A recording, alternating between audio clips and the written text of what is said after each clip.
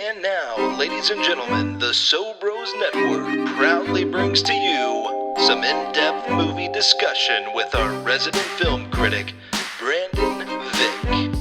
Happy evening, everyone. The Vick's Flicks podcast is here.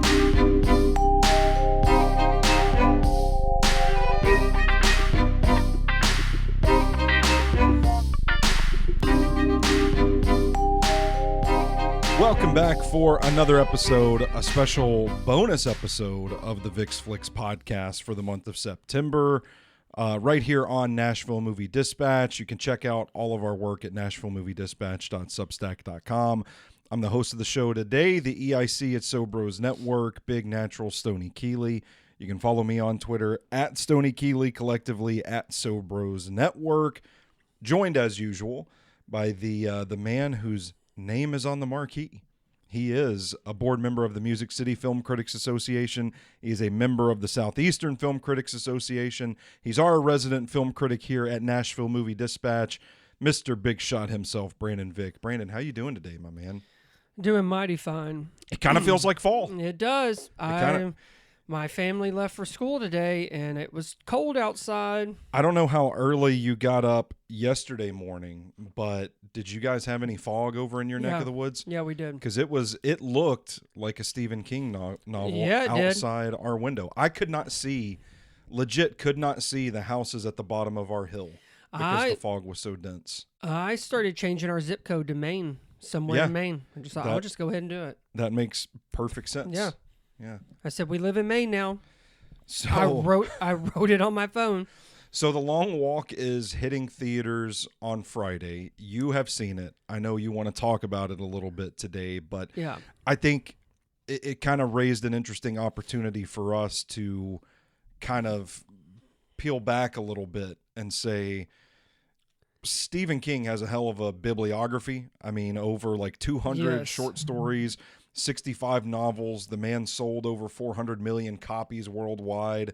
But when you look at some of the film, TV adaptations, there's something about his work that is just, we started just kind of kicking things back and forth, and we're like, oh yeah, that was Stephen King. Oh yeah, that and this. And I think it's a, I don't know, you wouldn't call it a filmography of Stephen King adaptations, but whatever the body of work may be, it's kind of worth digging into. And then especially with so many supernatural horror elements to his stories, it's the perfect time to do it as the weather's cooling off outside. Spooky season's right around the corner.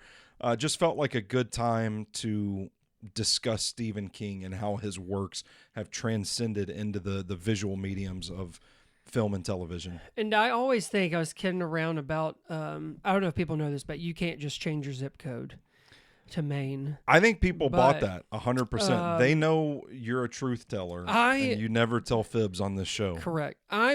We have been to Maine, and I get it. I get why he writes about it. And I went during October, which if anybody goes up there, we stayed in Kennebunkport. It's how you think it would be. I've always compared it to the way, and I know this was not, it took place in Illinois, but it's almost like how the original Halloween is. Like the way the houses are, and they're like these little towns. And then one of them had this old time theater where you didn't pay.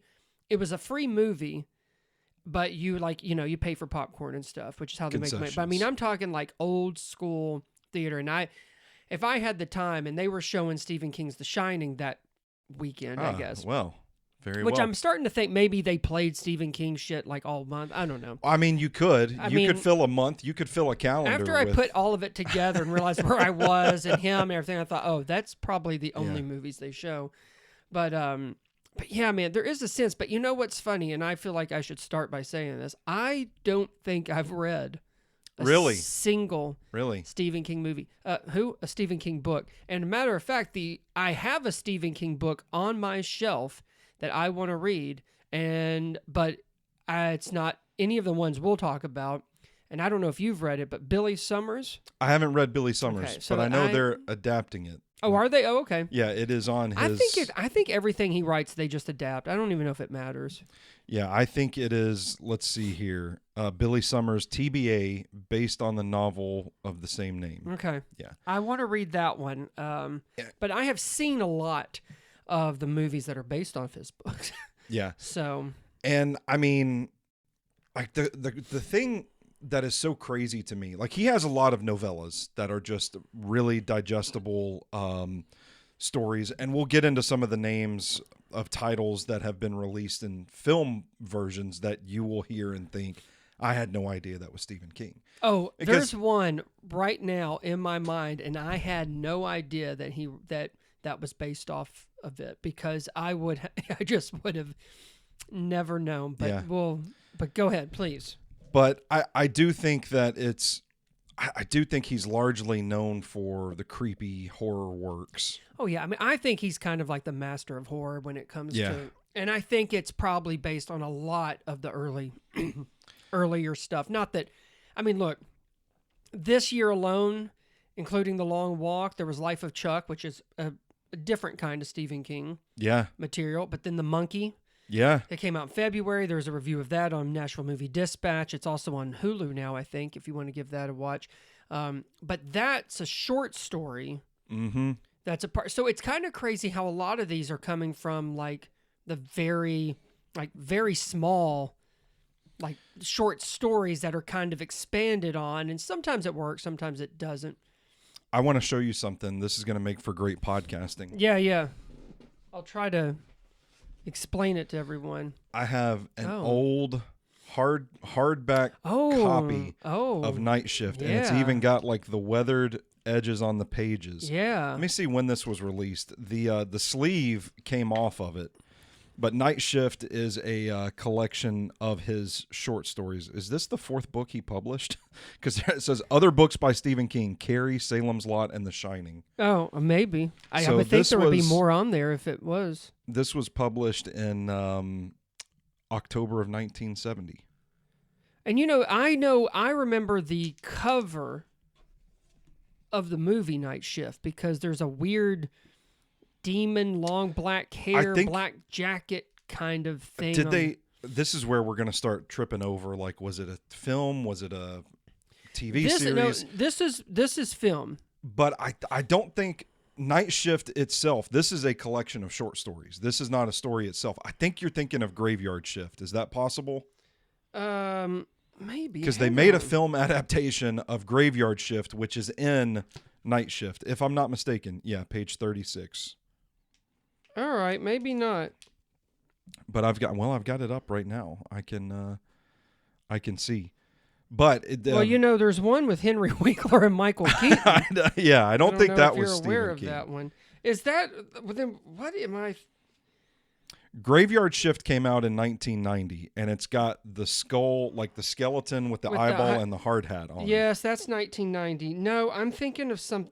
I'll get to it. Okay. Maybe it's Night Flyer. Night Flyer.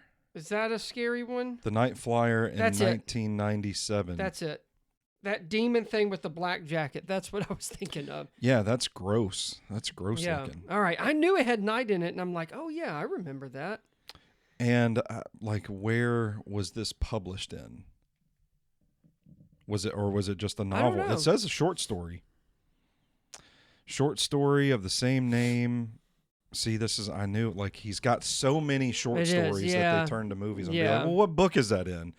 Maybe I'll just look in. Well, that's like The Monkey. Like, I didn't realize, I just thought maybe it was another one of his, like, hundreds of books, but it was in something, and now I forgot the title of that book, but. Oh, The Lawnmower Man is in, Children of the Corn is in Night Shift. Oh, well, Lawnmower Man, I remember seeing that as a kid, where you go to Blockbuster and rent those. That's how I saw a lot of Stephen King stuff. Yeah. I read quite a few of his short stories. Okay, well, good. I didn't know how much. I thought this would be really cool if neither one of us had ever read a Stephen King book. I haven't gotten. That's the thing about some of his works. Like, I don't remember off the top of my head, but it is like an ungodly amount of pages. Oh, it is. My sister-in-law has it, and it's like 3 Harry Potter books combined. The Stephen King's novel It is generally listed as having 1,138 pages for the first edition, with some having over 1,300 pages. Yeah. I mean, it's an epic. Yeah. And I don't know.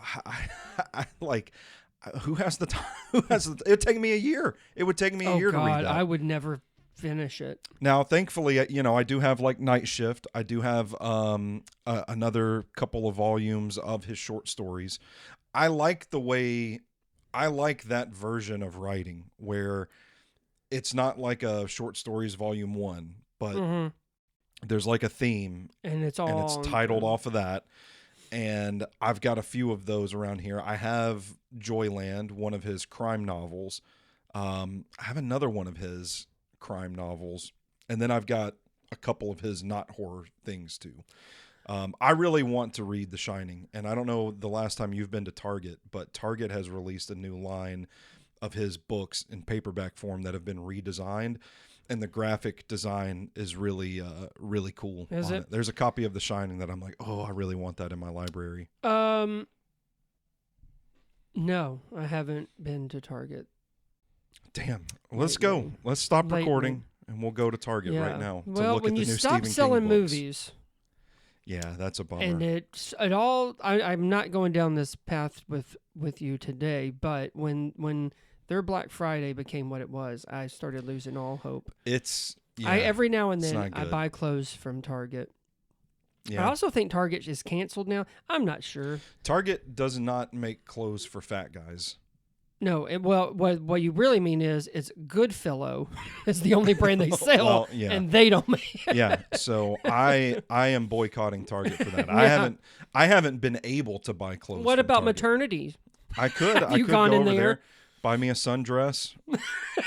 That's the only thing they have that's over all they there have too. That's all they have for pregnant women. No. We used to. My wife, that I think because it's so close to the school she works at. Yeah. Even if she didn't want Target gift cards around Christmas time and stuff, parents get Target gift cards because we kid that they just pass it along on the way to work, or on the way to the spot. They forgot, and it's Teacher Appreciation Week, and it's Friday. Mm-hmm. But now I will say, and I'm not, before I get into the long walk we dive in, I don't know if I should say this, but I have heard from more than a few sources that sometimes it's a way of, and I kind of got like this with Chuck Palahniuk back in the day. Once you kind of read one or two of his, people tend to take a break. Yeah. And I've heard that he really likes to describe things. Yeah. And one of the things that my wife's sister was talking about when I told her that we were doing this is, and her mom, by the way, is a huge, I think she's read every Stephen King book. She is a big one. And so I was telling them about this. And she's like, I think at the beginning of it, the first 3 chapters is just little things about the town before you ever even get to anything with the kid, anything, I guess, that kind of actually kicks off the story. I get of setting the setting, but I have heard that he really goes overboard and they're he'll spend 5 pages talking about that cabinet, and it's it's exhausting. So I'm like, ugh. And that's some of his more, I would say, hallmark signature works too. Yeah. So, which is why I kind of come back to if I see, he's got a new volume of short stories. Yeah, I it's can little vibe doses. With that. It's little doses. Yeah, that's because you still get the same. He is very. I think it's one of the hallmarks of his work is that he is very detailed, and it can be quite wordy, but I do think he paints a vivid picture. And I guess that's the thing. I think, okay, well, I could kind of see it. For instance, on It, because it is about, there are, a series is coming to HBO Max called Welcome to Derry. Yeah. About the town and the initial, I think. It's going to be those first 3 chapters of it. Yeah, that's it. That's all it's going to be. And Pennywise is going to be at the very end drooling in a sewer. Mm-hmm. But But yeah, I've always heard that, so I didn't really know. Never boring, but I could see where that could be a bit exhausting. What do you think it is? And I don't know. We can't go into his literary work, but just as a storyteller, what is it about his stories that you think make them so adaptable? Like why Stephen King? Because and I'm not trying to be a hater, but because he is an awesome writer, but it does kind of feel like, I guess the name means something to a lot of people. And so we're gonna pull from that well several times. Is it that sort of branding that he has the reputation for being such a good storyteller, or is it, these are actually good stories that translate really well to the big screen? I mean, I do think there's kind of the story element is first and foremost, and I guess it's just one of those things where, hey, let's just adapt this one. And then, for, as far as business, Stephen King makes money for movies. But yeah, I mean, I guess it's just the little things that he does within his books that end up becoming, I mean, like you said, he's already kind of painted this picture. Yeah. And so then it's kind of like, oh, okay. And sometimes I think it's kind of the era. I mean, what is he? Probably starting in the 70s? Yeah. Mm-hmm. So I think a lot of it is simply kind of about, I mean, whether it's a creepy clown or, the kind of like the straight up like evil, like with Children of the Corn, things like that. And then you got like Christine. Yeah. Mm-hmm. But I think it's also because he bounces around. Like most of the stuff we talk about stays in the horror genre. But it's like, okay, there's horror genre like we talked about, like Children of the Corn or Christine, but then there's also the horror elements of like Carrie and Misery. Yeah. Like there's just this different aspect to where he's not really repeating himself, especially, I mean, I would say with the movies anyway, from early on, he's kind of diving into different stuff. And like we'll talk about, there's some stuff where it's not a scary one at all. But yeah, and I think it just kind of resonated with people then. And then because of having like, you opened up Night Shift and it said Carrie, The Shining, and Salem's Lot. Yeah. Well, okay. Well, then that's a good run. Then obviously he's built on that from there. So now you got a lot of clout where, he is kind of this master of horror. And I mean, I think he turns out a book, I don't know. It seems like it's like he has a new one every other month. I mean, which is crazy. I don't know if that's real, but it certainly feels like it. It's crazy talent. I mean, I'm trying to write a novel and have been for a year, and I have 9 pages. And it's like, I've always thought that I had pretty good flow as a writer, but then when you sit down to actually put a story into book form, it's kind of crazy to think of how prolific he is as an author. But I think you touched on it. I think that early run of his was just so popular that it did kind of give him some clout, and the name does mean something, which I think is it kind of makes for a combination of things, right? Like, for one, you've got a marketable name that people know what to expect when they see that it's attached to a project like The Long Walk, which I had no idea was a Stephen King story. Oh, either. yeah, I'd never heard of it.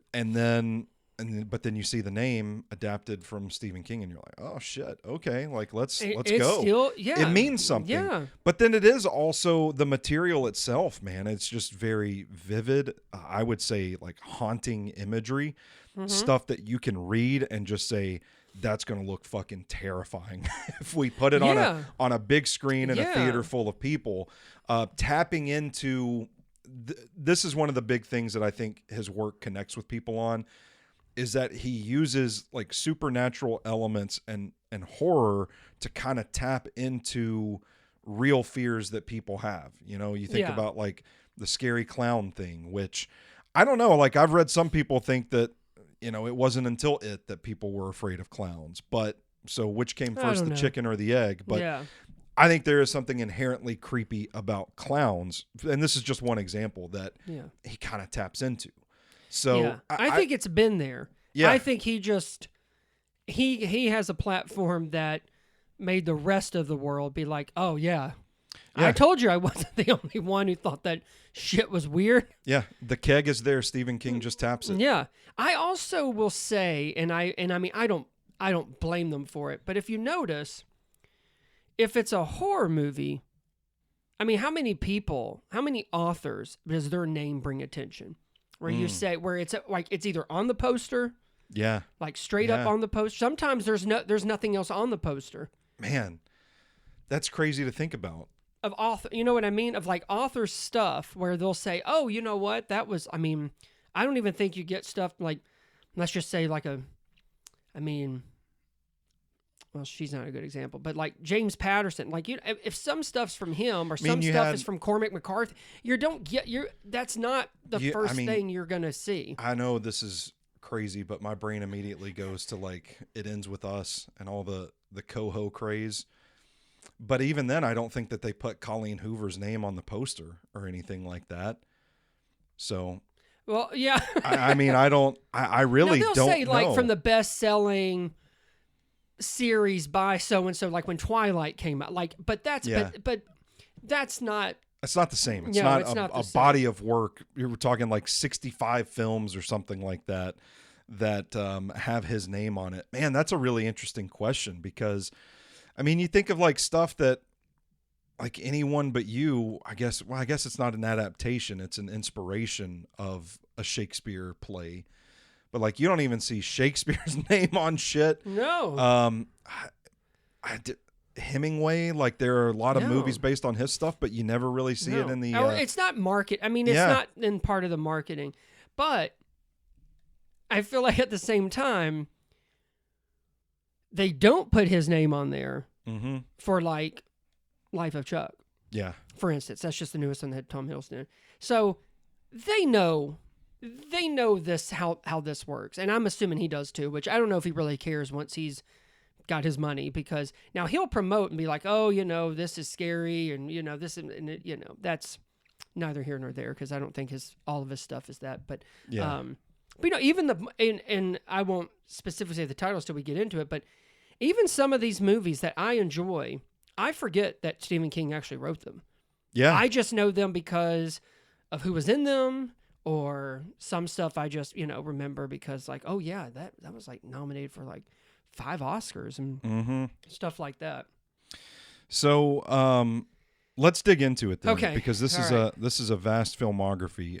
There are 10 films that he actually had a hand in producing. Now, should I talk about The Long Walk, or you want to wait to the end? I thought we were going to wait till the end. Let's do it till the end. Sounds great. Yeah.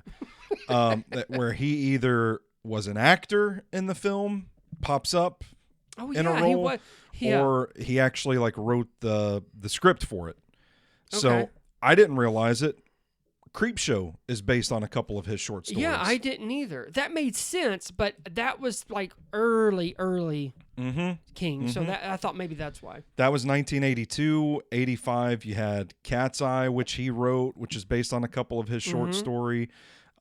Silver Bullet in 1985, written by Stephen King. Gary Busey was in that Right. one. How Legend. about that?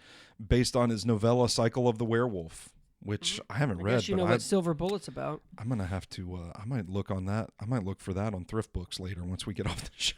We'll make note. 1996 Maximum Overdrive, starring Emilio Estevez, based on the short story Trucks. King was also the director of that. Oh, I know. I did not think he ever directed his own stuff. He I don't remember that movie either. So that might explain it. Creepshow 2 was based on his short story The Raft. Pet Sematary, Yes. 1989. He wrote that, and he was an actor in that. He played the minister. Yeah, I was saying. I do remember younger Stephen King in that one. Thinner was actually Yes. his novel, but it was published under a pseudonym, Richard Bachman. Yes, which So was The Long Walk. I did not know that. Mm-hmm. I did not know Mm-hmm. that. 2014's A Good Marriage, based on his novel. 2016's Cell, which has our buddy John Cusack in it. Yep, and Samuel I wonder Jackson. if Stephen McCash saw that one. Yep, and Samuel L. Jackson's in that one. And then he was an actor in It Chapter 2 as the shopkeeper. Oh, yeah. So those are just the 10 films that he was involved in. Actually in. His other film adaptations, let's start with 1976 and we'll work up to 1990 here. This slate, again, like you look at it and it's just a banger. 1976, you had Carrie, directed by Brian De Palma. Mm-hmm. 1980, you had The Shining, Stanley Kubrick. 1983 was Cujo, The Dead Zone, directed by David Cronenberg. Christine, directed by John Carpenter. 84, you had Children of the Corn. You had Firestarter. 86, you had Stand By Me, Rob Reiner, based on the novella The Body. Yeah. I had no idea that was a Stephen King novella. 87, you had the original Running Man, which is an Arnold movie. Yep. And that gets us to 1990. So that first slate of 76 and then the 80s, what stands out to you? Carrie. Yeah. I think Carrie is one of his finest adaptations. And obviously, I think that was really sort of where everybody, like Sissy Spacek. I mean, it's a horror classic. Yeah. I do remember watching Cujo, and I feel like, and again, a lot of these, it was when an old buddy of mine, we would basically go and we would rent scary movies, and I feel like that's where Cujo came in. Yeah. Christine came in, and some of them might be cheesy now, but back then they were scary. Yeah. I mean, they were like, but I mean, I was also like 10, 11 That's true. as well. So, Stand By Me is just one of those that, I mean, everybody knows what that is. I don't think people realize Stephen King actually wrote that because, again, it's not in what we imagine him being in. But over time, I think we've kind of sort of gotten used to it because of some other films that they did that had nothing to do with the horror genre. But Cujo, and then what was the... So we Children have of the Corn. Children of the Corn, The Dead Zone, David Cronenberg film, Firestarter, the original. That's right, with Drew Barrymore. And then The Running Man. I like The Running Man, even though, like, I have not seen it in, I mean, at least probably 15, 20 years. And I'm very excited about Edgar Wright's one that's got Glenn Love Powell Edgar Wright. and Josh Yeah. Brolin, Coleman Domingo. That looks fun. But it was just, I enjoyed that one. I think it's one of Arnold's best ones, and he's not like the typical stuff that, and it's also, it's a solid actioner. Children of the Corn, I got to tell you, I don't care. I don't think I've seen them all, but I've seen most, and I specifically have watched the original maybe 3 or 4 years ago, because my in-laws liked it, and I'm going to tell you, it's one of the most boring movies I've ever watched in my life. And the kid that is like the main like devil guy, I can't like, I couldn't look at him and take anything seriously. Well, if you want to read the short story, it's in. And I hope it's better, but I'm going to tell you, I might read it if I get They've time done this some Halloween. sequels, they've redone it, and it has not gotten better at all. So then we go to 1990, the comedy horror anthology film Tales from the Dark Side, the movie, based on the short story The Cat from Hell. Oh, I don't know if I've seen that one. Yeah, I haven't.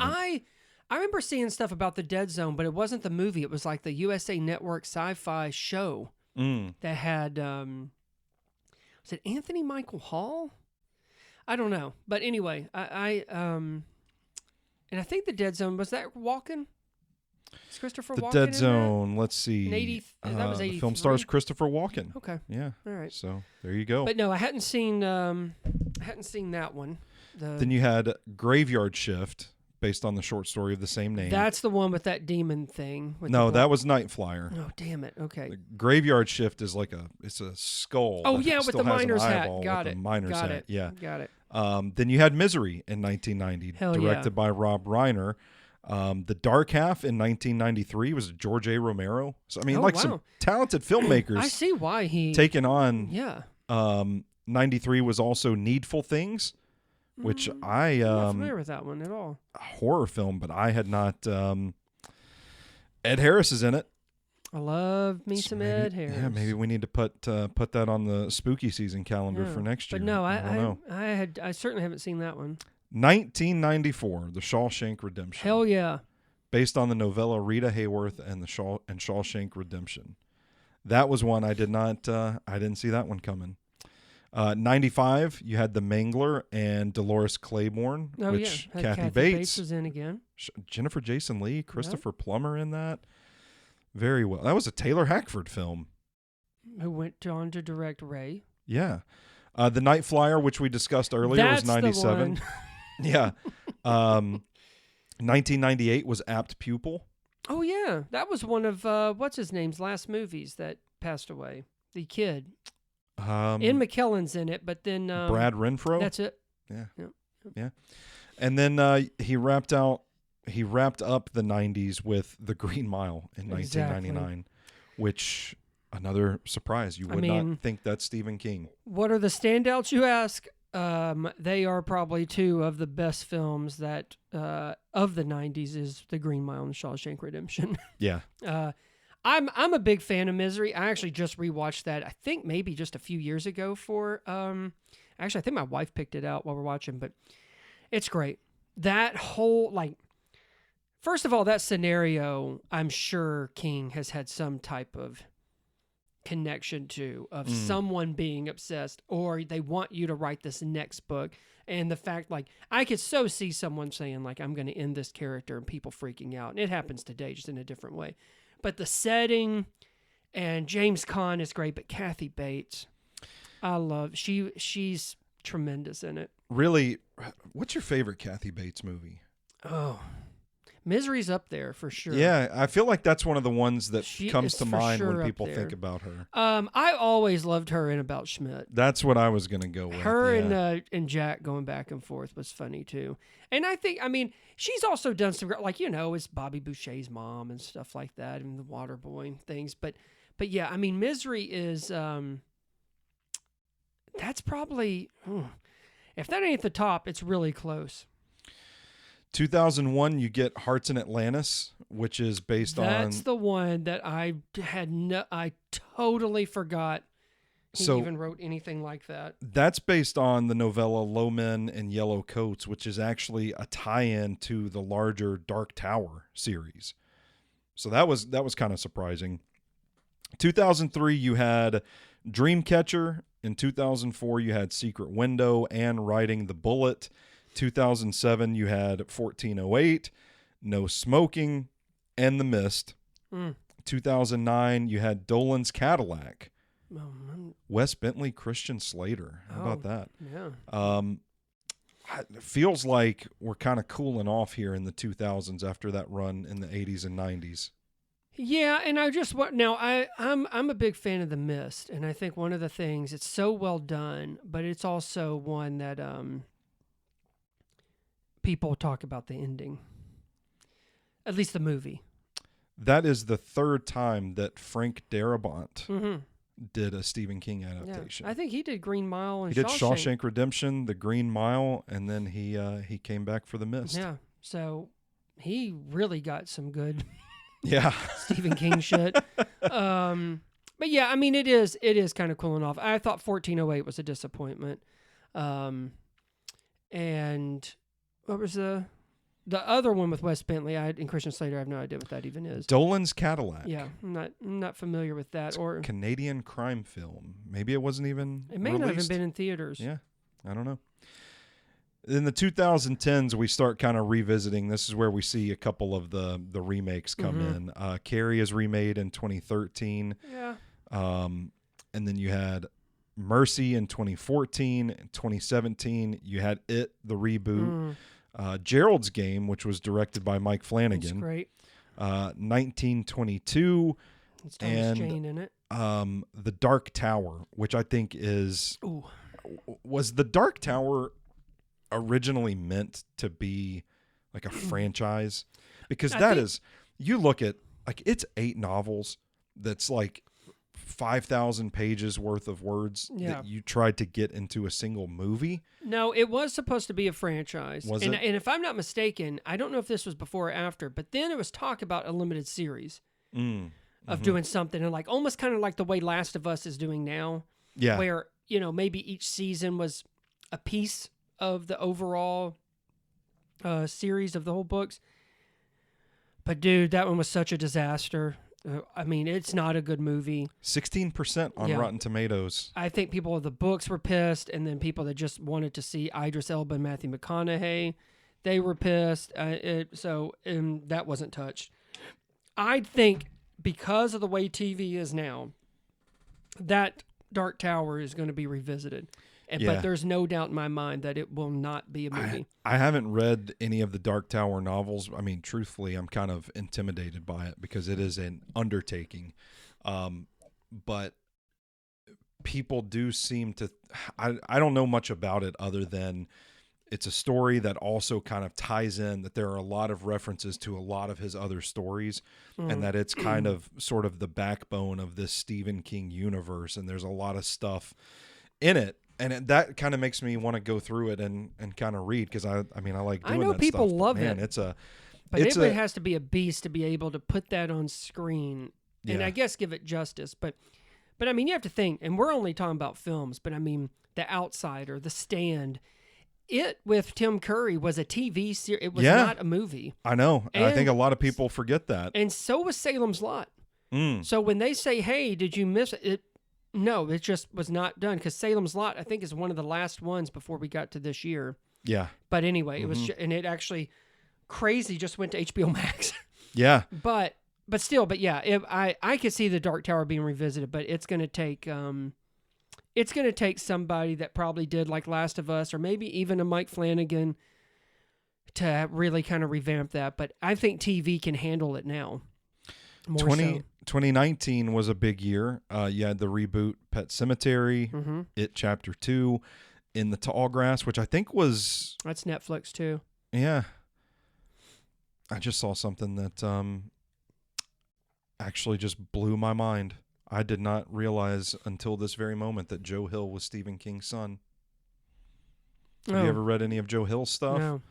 Yeah, he did Heart-Shaped Box, Horns. Oh, yeah. He did the Nosferatu thing. I did not really... Damn. It's funny because I pick up Joe Hill books and I'm like, oh, Stephen King wrote something nice about this book too. It must be good. Now it makes sense. Now it makes sense. Dad.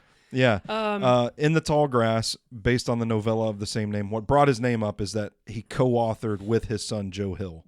And that's what threw my mind into a pretzel, is reading with his son, Joe Hill. Let me tell you, things picked up as far as Stephen King stuff being made to movies. And Dr. Sleep in 2019. Oh, yeah, sorry. And that was Mike Flanagan as well. Yeah. Which, if people don't know, that's the sequel to The Shining. That had Ewan McGregor in it. And had what's-his-name from E.T. do Jack's part. I don't know. Oh, it's Henry Thomas. He's in all of his series on Netflix, too. Okay. But he was the little boy in E.T. Like the main boy. Well, I'm looking at the cast. Henry Thomas, it should be. Henry Thomas. Right? He played the dad, I think, in the Hill House one. Henry Thomas as the bartender. Yes. An apparition who calls himself Lloyd but resembles Dan's late father, Jack Torrance. But yes, and you know what? For somebody that's a huge Jack Nicholson fan, he didn't ruin it. I almost appreciate the way Flanagan did that in his way than try to do some like AI thing. But a lot of those titles, hardly any of them were that great. The remake of Carrie was okay. Had Chloe Moretz and Julia Moore, which Julia Moore is great in. It's not bad, but I mean, again, you're talking about remaking a horror classic. One of his real fastballs. Yeah. So that Pet Sematary was awful. I did not never like saw that it. one at all. Some don't even like the original, but I remember being kind of creeped out by the original, and I always remember that the little boy's shoe in the road. Oh yeah, iconic scene. But In the Tall Grass, I did not like. Now I will say 1922. Yeah, That one was pretty good. Gerald's Game is one of the best. I really like, and all of these were like, I guess they were in business with Stephen King. Netflix was at the time, but that one was really good. I never saw that one. Yeah, I highly recommend that one. That's one of the top ones. 2020, you had the Children of the Corn reboot. 2022, you had Firestarter, another Again. reboot. Mr. Harrigan's Phone, which was, That was a Netflix one, too. a Netflix thing. 2023, you had The Boogeyman. Oh yeah, I forgot he did that. Last year was The Life of Chuck from Mike Flanagan, and The Salem's Lot direct to Max, I think. Well, Life of Chuck was at the film festival. It got released this year in March, I think. But Salem's Lot, I didn't think that one was too bad, but I have not watched the 4-hour whatever series either. So 2025 also had Osgood Perkins direct The Monkey, based on the short story of the same name. And that gets us to The Long Walk, with The Running Man still set to come out this year, and Billy Summers with a TBA designation now. And again, Welcome to Derry. I really want to see that, and that's on HBO Max. I mean, in that's October. just the film adaptations. Right. And It, by the way, I forgot we did It. Chapter 1 was great. Yeah. It's one of the absolute best Stephen King adaptations. I did not realize the Tommyknockers was a series.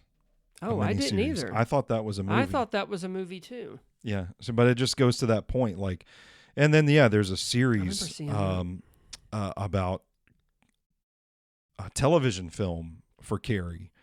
There's a mini series for the Dead Zone. Salem's Lot is on here like 5 times. There's another Children of the Corn made for TV movie. Mm-hmm. But then I think, did he write all of those Children of the Corn, or is it because he came up with Children of the Corn, he will always be credited, but other people have just taken that and then made their own and made it shittier? And I guess I'm curious, but it doesn't matter. None of them are good as far as I know. I guess Mike Flanagan is doing the series, a Carrie series for Amazon Prime. God, must be good to be Stephen King. Never. Do you know what his net not worth relevant. is? Do you know what his net worth is according to Google as of mid 2025? Oh, okay. Well, that's pretty recent.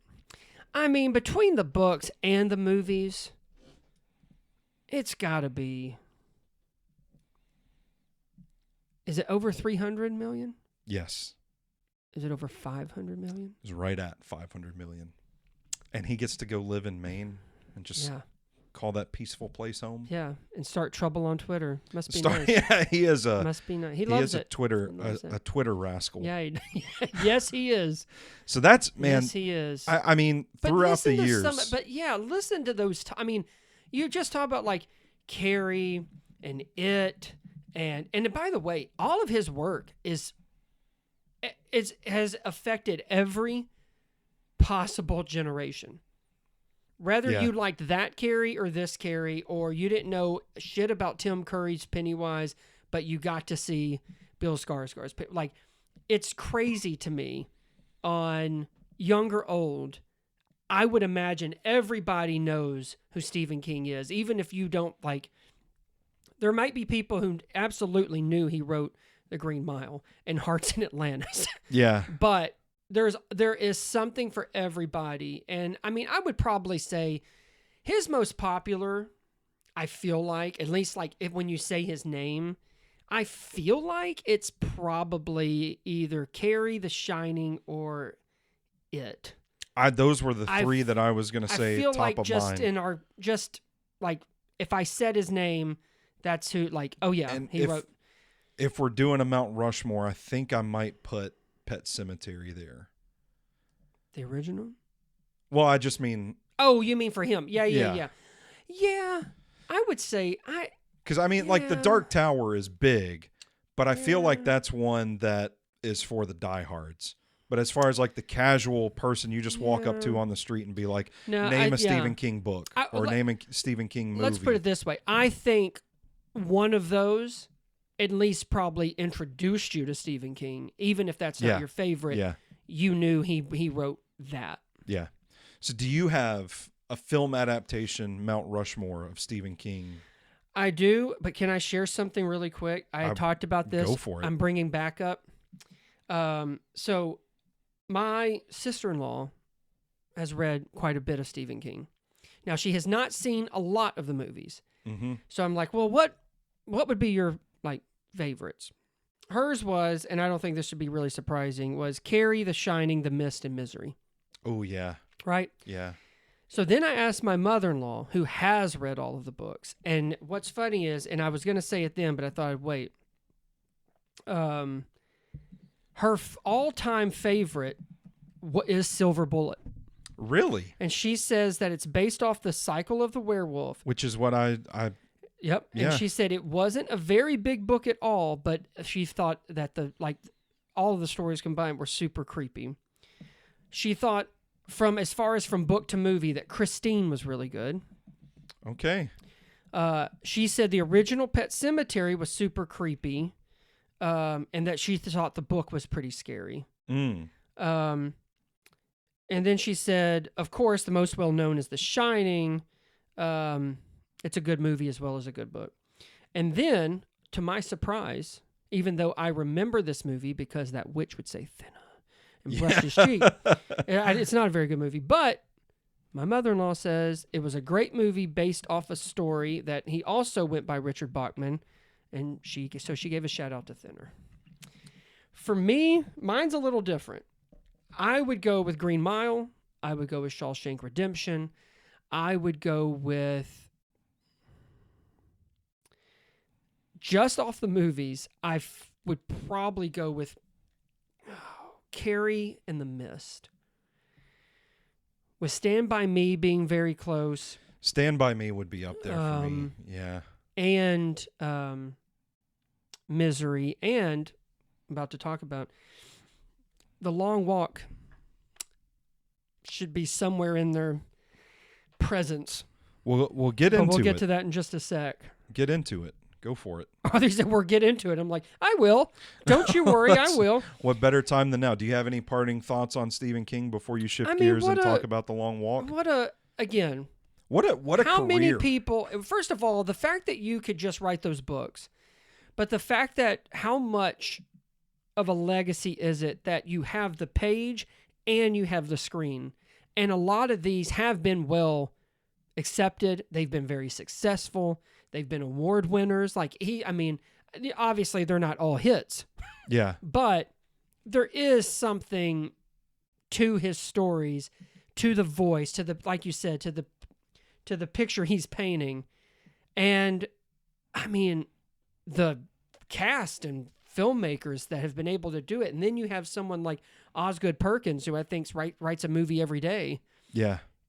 There's a new generation that's going to take it. Same thing with, Carrie something. I'm going to butcher his last name, but he did It. Those people are able. No, I'm sorry, Andy, the Flash director, Andy Muschietti. Muschietti.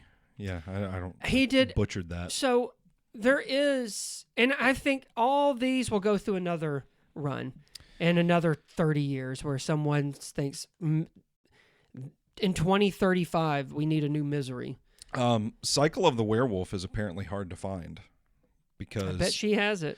It is. It was on Thrift Books for $12, but you got to pay shipping for that. If you have Amazon Prime, there is one bookseller that has 4 copies left. I just bought one for $14, but it's apparently like there were some on Thrift Books that were like first edition, and the first edition cover goes pretty hard. I like that you're doing shopping. $73.99 for a first edition. So my gosh. I will pass and which then again, I guess in the big scheme of things, people probably think, that's less than $80. And now my wife's going to be mad that there's another book on the way. Yeah, well, got to find room for it. That's right. Well, you can yell at her about her shoes. That's true, and the socks. That's right. Well, okay. All right, The Long Walk. I'm sorry. The Long Walk. So What I just mentioned, I think this is top tier Stephen King. The adaptation is intense, it's unnerving and frightening, but there is surprisingly plenty of tenderness and humor, which is essential given how emotionally grueling this can be. And it's less than 2 hours, but it is it's a bit difficult just because of the subject matter. Again, I highly recommend it, but And it looks pretty brutal. oh, I mean, it's completely visceral, grim. It's ultra violent and relentless. Basically, from the first gunshot to the last gunshot. In case you don't know what it's about, this is per IMDb. A group of teenage boys compete in an annual contest known as the Long Walk, where they must maintain a certain walking speed, which I believe they have to do around 3 miles per hour. Mm-hmm. And if they don't, they're as good as dead. And it has Cooper Hoffman, David Johnson, who a lot of people probably recently got introduced to him for Alien Romulus. There's Garrett Waring. There's Tut Nyut. I hope I said that right. Charlie Plummer is in this.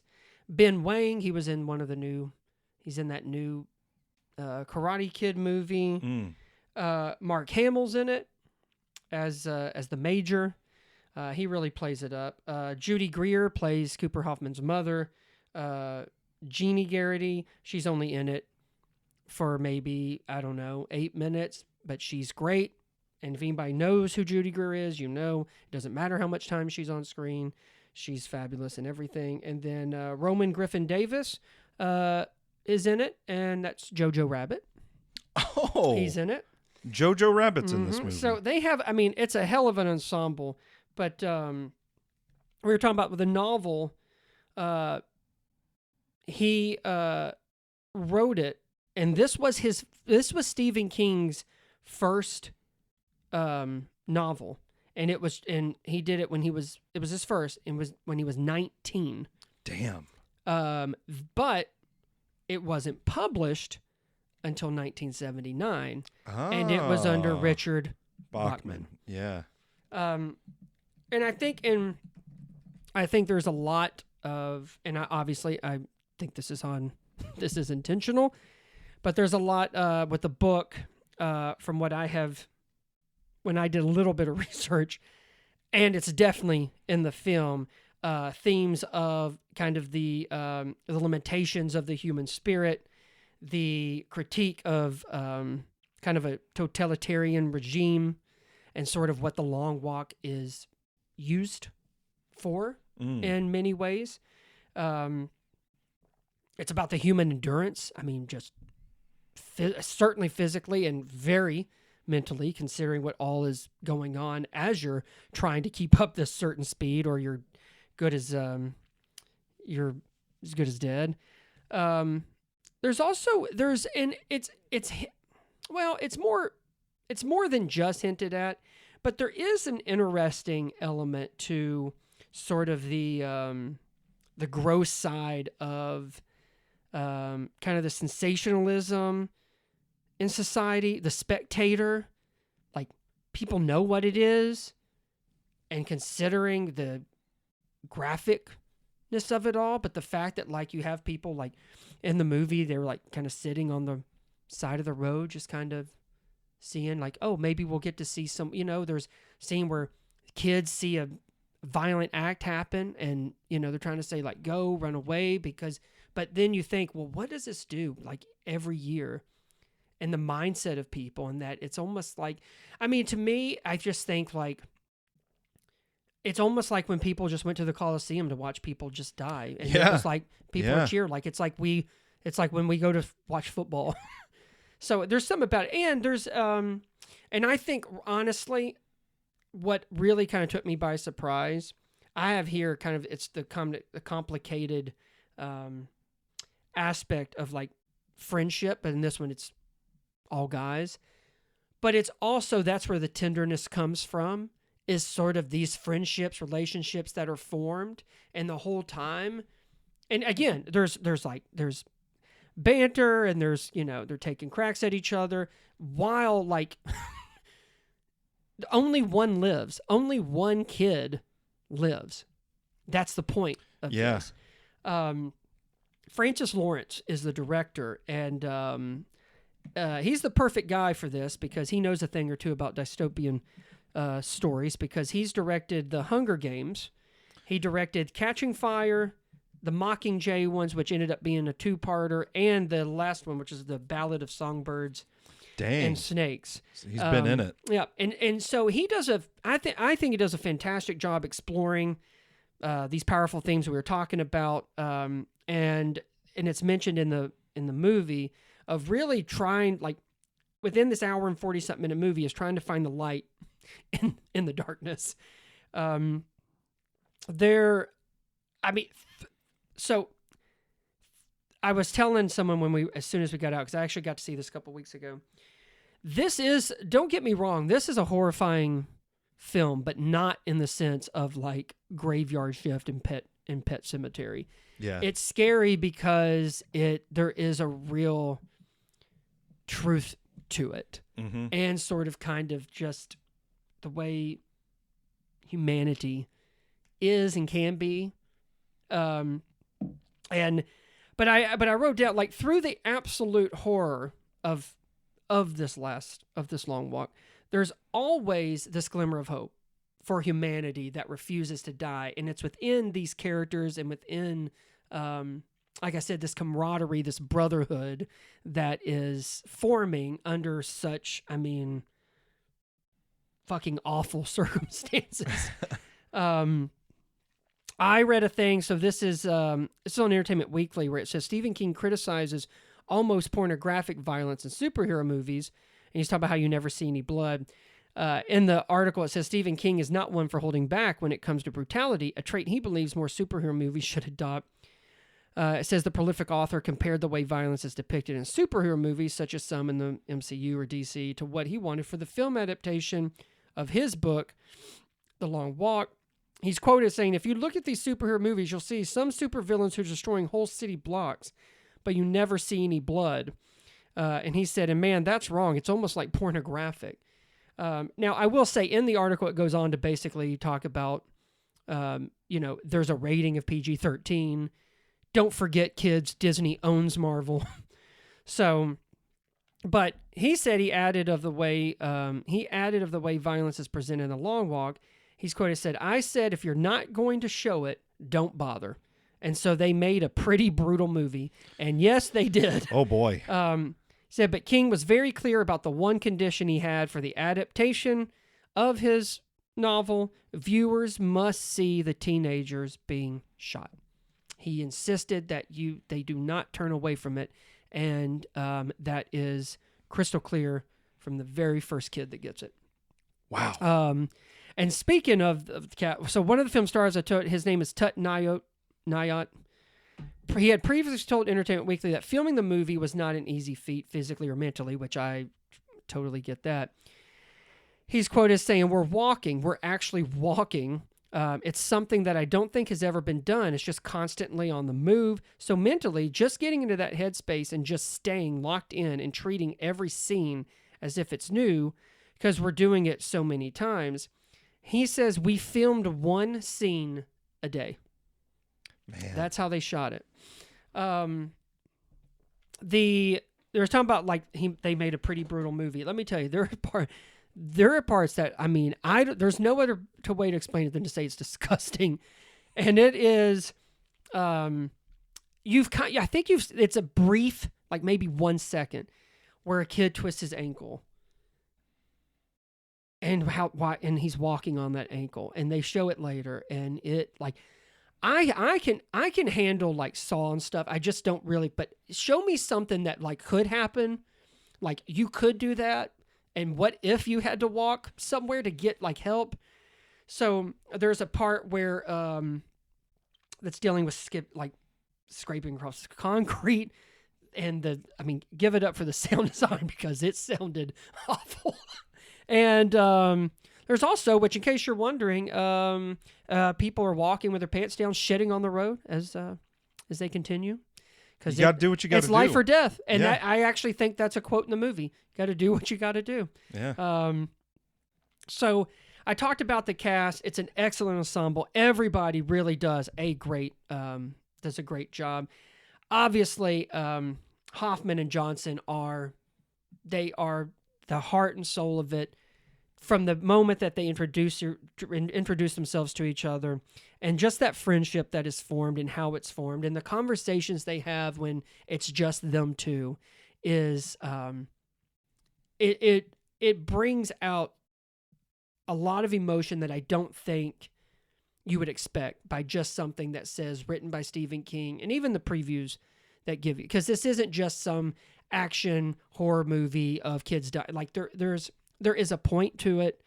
There is purpose to it, and Hoffman and Johnson bring all of that to the characters, to the film. So, and again, a lot of it should be credit to a sensational screenplay by J.T. Mullner, who did a movie called Strange Darling, which was a big hit a couple years ago. It's one of those where the less you knew, the better. And it was a cool movie, and it is true. I recommend it. I wouldn't look it up. I would just watch it. But I think what's so just honestly surprising about The Long Walk was just how even Francis Lawrence is able to still seek out the beauty, in this case, of brotherhood, among the brutality that, is always at their heel, right? And I know, after I watched it, a couple of days later I looked, and I do know that the ending of the book is not the ending of the movie. Oh, okay. But I will Spicy. But I will say, to me, I think the ending is a powerful one because they're Johnson and Hoffman's characters are talking earlier, and it comes full circle at the end, and I found it pretty powerful, and it's a whole it just centers around kind of a love versus vengeance kind of attitude and what drives your life. But also, I think attached to that is inescapable is just the damage that's done by such tremendous despair as they walk. And I want to think that it's over like 300 something miles is like how far it goes. It's usually Crazy day talk. or something, but yeah. And so, but again, Long Walk comes out Friday. Highly recommend it. It's so well done. I was so impressed with how they were able to get so much out of what appears to be such a simple and what could be perceived as boring movie. It is not. It's far from it. The Long Walk gets a VixFlix rating of 4 out of 5. It's one of the best of the year. So go see it. And if I don't think there's any more Stephen King adaptations this year. They're ending the year on a high note. This is, like I said, I'm not saying Shawshank, Green Mile, Stand By Me, Carrie stuff, but I'd say you can put that right under those, and I think it'll fit comfortably. Very well. Well said. So there we have it, man. Over an hour, and we didn't even bullshit that much at the beginning of this episode. I was going to talk about the Bills and Ravens game. I was going to talk about how awesome it was. Do you want to talk about the Titans? And how awesome that was? Well, I didn't get Fox, so I only watched CBS. Oh, it's so best. I watched Aaron Rodgers beat the That Jets. was a good game. And then we watched the Packers win because my I think extended family. I think they're loves going to be. it. I think they're going to be pretty good this year. Yeah. Well, I hate when I see Dan Campbell because I always tell my father-in-law, who born in Wisconsin, I think even has like a share, like how the fans. The Packers. Yeah. And I say, well, This is how I see it, and I want to back this up. This was after I saw Hard Knocks when the Detroit Lions were on there. I told him, I said, listen, I respect everything they've done, but I think everybody knows at this stage it's Dan Campbell, then Vince Lombardi, in that order. Oh, how did that go over? He sent me an email about something that happened in the offseason that someone wrote about Dan Campbell. And it was basically saying, like, he's not, like, they were naming other coaches that were better, like they were better than him or something. And honestly, I did read it. I can't remember what it was. And I just responded, haters gonna hate. I can't. that's gotten to. But yeah, but oh my God. Listen, I know that this isn't a sports podcast. And I think moviegoers, and especially film critics, like, if there's two things we hate football and we hate the sun. But I tell you what, by the time the Bills and Ravens were in that fourth quarter, my face was painted blue and red. It was have a Josh Allen jersey in the mail coming to me. That was such that reminds me of why football exists because, and they were talking about how, like, some people had already left. And I'm like, Baltimore was smoking them in the fourth quarter. It was like 40 to 26 or something. Yeah. But anyway, also, the Buffalo Bills were just on Hard Knocks. I really just follow whoever's on Hard Knocks, except for Dallas Cowboys. I didn't give a shit about that. But the Jets, I'm like, hey, you know what? Aaron Rodgers is a nice guy. I think they should try and do something this year. Dan Campbell's the best. He's the best coach I've ever seen. Josh Allen, great. He's a superstar, which that is true.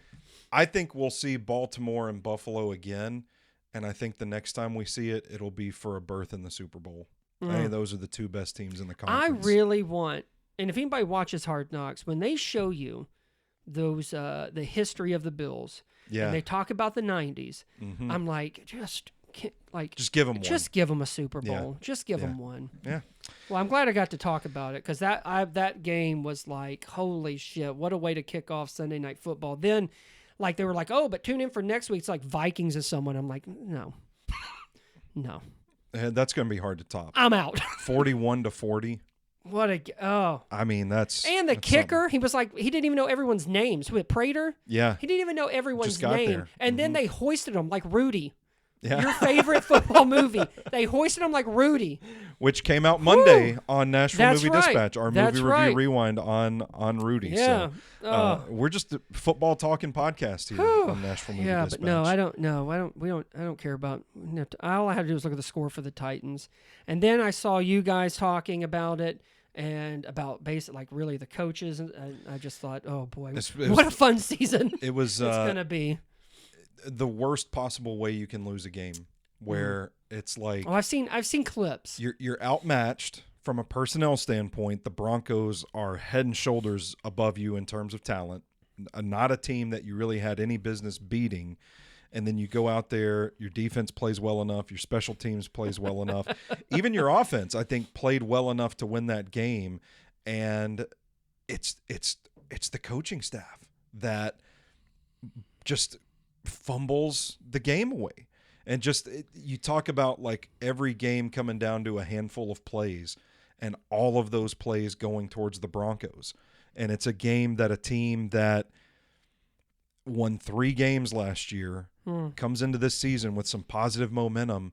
They should have won that, and they didn't because of decisions made by their coaching staff. It's like, that is the worst way. How do you fix that? How do you sell that to the players? Right. It's like these people are supposed to put you in positions to succeed, and it's not pretty. And I haven't listened to a whole lot of sports talk this week so far, but it is the fan base is pretty unified in their calling for Brian Callahan's head. And it's kind of wild. I saw a thing that said, who thinks Brian Callahan will be the coach by the 10th week? Yeah, I'm like, so it went well.